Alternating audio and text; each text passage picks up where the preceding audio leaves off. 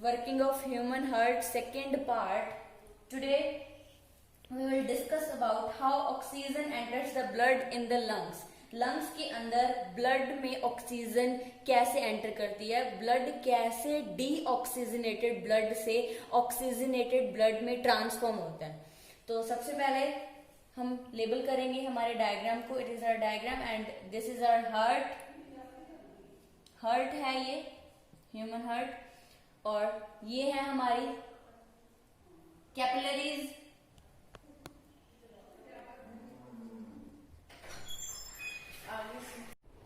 So this is our capillaries.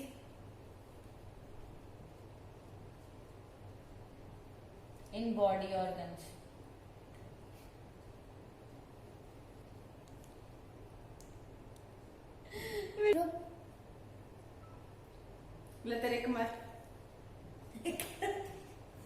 Arteries होती हैं वो मतलब थिक वॉल्ड जो वेसल्स होती हैं, ठीक है, और मतलब कि वो प्रेशर पे काम करती हैं, क्योंकि जो आर्टरीज होती है वो लंग्स हार्ट से ब्लड को लेकर जाती हैं, ठीक है. तो फिर वो अंडर प्रेशर वो वर्क करती हैं, तो उनको कोई ऐसे ना तो उनके अंदर वॉल्व्स होती हैं, तो इसलिए उनके कोई जरूरत से टिश्यूज को ब्लड लेकर जाती हैं. और जो वेन्स होती हैं वो थिन वॉल्ड होती हैं, क्योंकि उनके अंदर प्रेशर की जरूरत नहीं होती, क्योंकि प्रेशर के कारण ही तो उनको थिक वॉल बनाया गया होता है. तो जो वेन्स होती है वो थिन वॉल्ड होती है, उनमें कोई प्रेशर की काम तो होता नहीं है, ठीक है. तो इसलिए वो क्या करती हैं, वो हार्ट के अंदर ब्लड को लेकर आती हैं, डीऑक्सीजनेटेड ब्लड को, ठीक है. तो सबसे पहले ये है हमारी वेना कावा.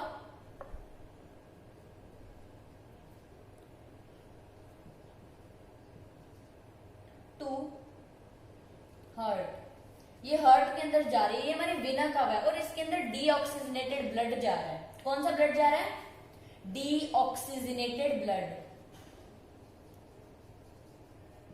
ठीक है. इनके अंदर डीऑक्सीजनेटेड ब्लड जा रहा है, ये वेना कावा है, और ये जो डीऑक्सीजनेटेड ब्लड है ये बॉडी ऑर्गन से आया हुआ है. इसने जो वेना कावा ने इकट्ठा किया हुआ है डीऑक्सीजनेटेड ब्लड, और वो बॉडी ऑर्गन्स में जा रहा है, यहाँ से बॉडी ऑर्गन से सॉरी आ रहा है, ठीक है. और ये जाएगा कहाँ? ये हार्ट में जाएगा. ये हमारा हार्ट है, ये हार्ट है हमारा. सो हार्ट के अंदर हमारा डीऑक्सीजनेटेड ब्लड आ गया. सो अब ब्लड हार्ट के अंदर आ गया. हार्ट के अंदर मैंने आपको बताया था कि राइट एट्रियम है, वो वर्किंग ऑफ हार्ट. प्लीज आप मेरा वो वाला आप वो वाली वीडियो देख सकते हैं, वर्किंग ऑफ हार्ट वाली. तो इसके अंदर क्या था, राइट एट्रियम के अंदर ब्लड आ गया, राइट एट्रियम से ये राइट वेंट्रिकल होगी, फिर ये pulmonary vein pulmonary artery to lungs. अभी यहाँ पे ये पल्मोनरी आर्टरी हमारा राइट वेंट्रिकल है, ये राइट वेंट्रिकल से ये पल्मोनरी आर्टरी के अंदर ब्लड जाएगा. Pulmonary artery away from blood लेकर जाती है फ्रॉम हार्ट. हार्ट से लंग्स में ब्लड को ये लेकर जाती है. डीऑक्सीजनेटेड ब्लड है ये राइट एट्रियम के अंदर. अभी यहाँ से जाएगा ये कहाँ जा रहा है? ब्लड लंग्स के अंदर. लंग्स के अंदर क्यों जा रहा है? क्योंकि हमें इसको डीऑक्सीजनेटेड से ऑक्सीजनेटेड में ट्रांसफॉर्म करना है. So that's why from heart the deoxygenated blood is going to lungs for filtration, for transforming it to oxygenated blood. So यहाँ पे ये पल्मोनरी आर्टरी है जो लंग्स की तरफ जा रही है, ठीक है. और ये है लंग्स के अंदर कैपिलरीज. ये लंग कैपिलरीज इनको क्यों बोला गया? क्योंकि लंग कैपिलरीज हैं, लंग्स के अंदर हैं. ये कैपिलरीज क्या करती हैं? आर्टरीज और वेन्स को जोड़ती है. जैसे ये हमारी आर्टरी है, ये हमारी वेन है, और इन दोनों को जोड़ा. ये दो जुड़ी किसकी वजह से हुई है? Just because of the presence of capillaries. तो यहाँ पे ये कैपिलरीज है. कैपिलरीज थिन वेसल्स होती है, ठीक है, और ये इन दोनों को जोड़ने का काम करती है. ब्लड इसके अंदर जाता है, और ये लंग कैपिलरीज है. यहाँ पे डीऑक्सीजनेटेड ब्लड गया था यहाँ पे, और यहाँ से आता हुआ वो ऑक्सीजनेटेड ब्लड चेंज हो जाएगा, ट्रांसफॉर्म हो जाएगा डीऑक्सीजनेटेड टू ऑक्सीजनेटेड ब्लड. अब ब्लड हमारा क्या हो गया? अब यहाँ पे क्या था? ब्लड था डीऑक्सीजनेटेड ब्लड, जिसके अंदर CO2 था, जो कि हमारी बॉडी के लिए एक हार्मफुल है एलिमेंट है, सॉरी. सो ये वो डीऑक्सीजनेटेड ब्लड था. अब यहाँ पे जब पल्मोनरी वेन के अंदर आ जाएगा, पल्मोनरी वेन ये फ्रॉम लंग्स, आप देख सकते हैं from lungs, it means lung से ये जो blood deoxygenated to oxygenated blood जो ट्रांसफॉर्म हुआ है उसको लेकर आने का काम कौन कर रही है? Pulmonary vein from lungs, pulmonary vein, अब जो ब्लड है ये ऑक्सीजनेटेड ब्लड है कंप्लीटली। अब ये वापस हार्ट के अंदर आएगा और ये कहाँ आएगा, यहाँ पे है लेफ्ट एट्रियम। लेफ्ट एट्रियम से ब्लड कहाँ जाएगा, जब प्रेशर जनरेट होगा, वॉल्व्स हैं यहाँ पे, पूरा ड्रॉ नहीं किया सॉरी, सो वॉल्व्स हैं यहाँ पे, प्रेशर जनरेट होगा और लेफ्ट वेंट्रिकल के अंदर ब्लड आ जाएगा। लेफ्ट वेंट्रिकल से यहाँ पे बहुत ज्यादा प्रेशर जनरेट होगा। जब प्रेशर जनरेट होगा सो ये ऑक्सीजनेटेड ब्लड को अब हम पूरी बॉडी में सर्कुलेट करवाना है, तो फिर ये ऑक्सीजनेटेड ब्लड कहाँ चला जाएगा, एयोर्टा के अंदर। एयोर्टा पल्मोनरी आर्टरी है, लार्जेस्ट पल्मोनरी आर्टरी है, ठीक है। और ये फिर पूरी बॉडी ऑर्गन्स को ऑक्सीजनेटेड ब्लड यहाँ से लेकर जाएगी, ठीक है। यहाँ पे to body, aorta to body blood चला गया, एयोर्टा से सारी ऑक्सीजनेटेड ब्लड पूरी बॉडी के अंदर सर्कुलेट हो गया। फिर से ये कैपिलरी बॉडी, ये कैपिलरीज, अब ये जो कैपिलरीज है ये बॉडी ऑर्गन्स के अंदर है, ये जो कैपिलरीज है ये बॉडी ऑर्गन्स के अंदर है। इट मीन्स ये ऑक्सीजनेटेड ब्लड था, उनको दे दिया और फिर वापस से यहाँ से जो ये वेना कावा है, वेना कावा डीऑक्सीजनेटेड ब्लड को यहाँ फिर हार्ट के अंदर लेकर आएगी, हार्ट फिर लंग कैपिलरीज के अंदर जाएगा, फिर pulmonary vein. Pulmonary when he ऐसी वेन है जो ऑक्सीजनेटेड ब्लड कैरी करती है, बाकी वेन्स डीऑक्सीजनेटेड ब्लड कैरी करती हैं। और एयोर्टा आर्टरी है, सॉरी, और पल्मोनरी आर्टरी ही ऐसी आर्टरी है जो डीऑक्सीजनेटेड ब्लड करती है, कैरी करती है, क्योंकि जो बाकी जितनी भी आर्टरीज हैं वो सारी ऑक्सीजनेटेड ब्लड कैरी करती है। जैसे ये पल्मोनरी, ये आर्टरी है, एयोर्टा लार्जेस्ट आर्टरी है, लेकिन इसके अंदर ब्लड कौन सा जा रहा है, oxygenated blood. So pulmonary artery is the only artery that carries deoxygenated blood, and pulmonary vein is the only vein in our human body that carries oxygenated blood. So ये थी हमारी कि how oxygen enters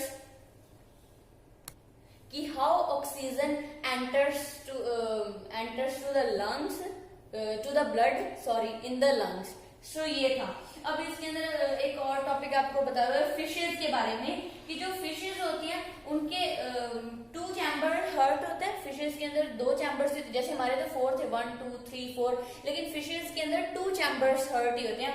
सो उनके अंदर क्या होता है, जो ब्लड है हार्ट के अंदर सिर्फ एक ही बारी एंटर होता है, सिर्फ एक ही बारी, ज्यादा इसके बारे में कुछ ज्यादा बताया नहीं हुआ, ठीक है। सो एक ही बारी हार्ट के अंदर ब्लड जाता है, बाकी आर्टरीज, वेन्स और कैपिलरीज के बारे में मैं आपको बता चुकी हूँ, ठीक है। अब मैं आपको एक और चीज बताऊंगी, एक अनदर ब्लड के पार्ट के बारे में बताऊंगी, लिम्फ। सो अभी अपने इसको रब करते हैं।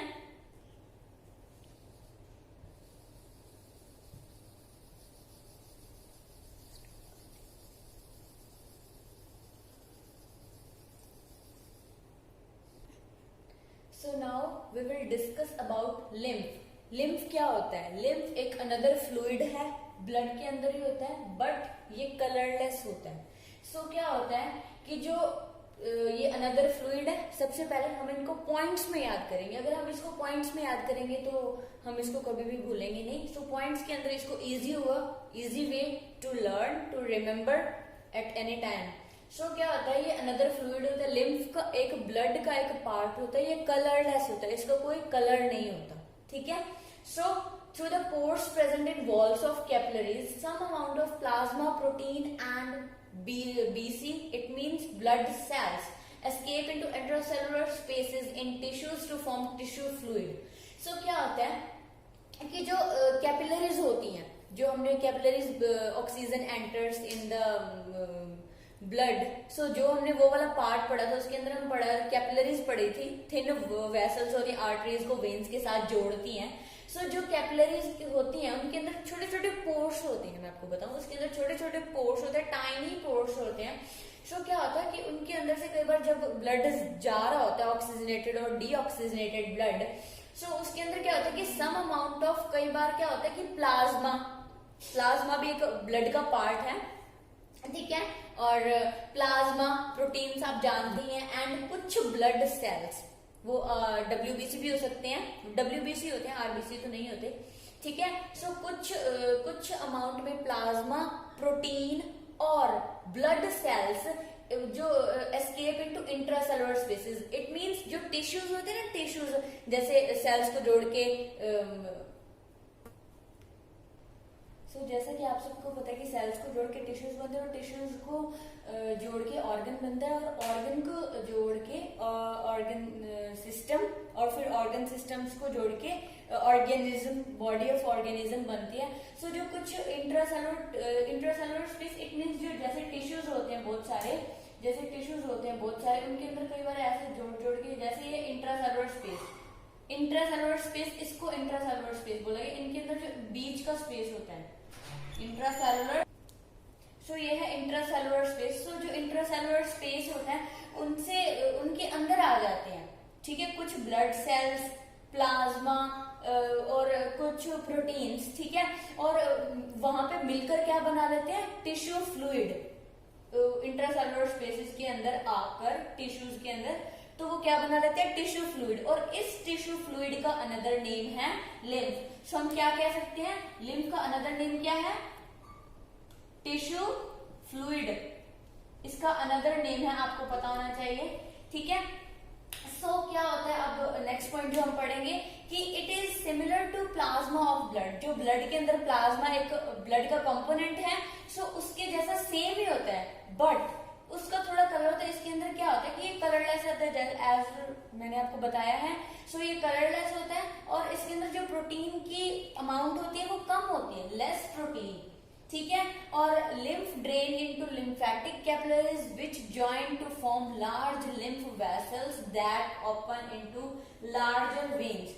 क्या होता है, जो फिर lymph जो वहां पे बना होता है, टिश्यू फ्लूइड बना होता है, जो इंट्रासेलुलर स्पेसेस के अंदर lymph या फिर टिश्यू फ्लूइड, ठीक है, जो बना हुआ होता है वो lymphatic capillaries के अंदर ड्रेन हो जाता है, वहां पे चला जाता है, वहां से निकलकर, ठीक है। और वहां पे जब वहां से निकलकर इंट्रासेलुलर स्पेस के अंदर से जब टिश्यू फ्लूइड या फिर लिम्फ निकलता रहता है, ड्रेन हो जाता है लिम्फेटिक कैपिलरीज के अंदर, जब वो इकट्ठा रहता है, एक्यूमुलेट होता रहता है, तो वो लार्ज लिम्फ वेसल्स बना देता है। फिर that form large lymph vessels, फिर लार्ज लिम्फ वेसल्स बन जाती हैं और जो बाद में क्या होती है, खुल जाती है लार्जर वेन्स के अंदर खुल जाती है, जो बड़ी बड़ी वेन्स होती हैं, ठीक है। और हमारी बॉडी के अंदर बड़ी वेन्स भी होती है, छोटी वेन्स भी होती है। लार्जर वेन्स के अंदर फिर वो ओपन हो जाता है और फिर वो वापस से ब्लड के अंदर फ्लो करना स्टार्ट हो जाता है, ठीक है। फिर वो एक्यूमुलेटेड नहीं रहता है, वो ब्लड के अंदर वापस से फ्लो करना स्टार्ट हो जाता है।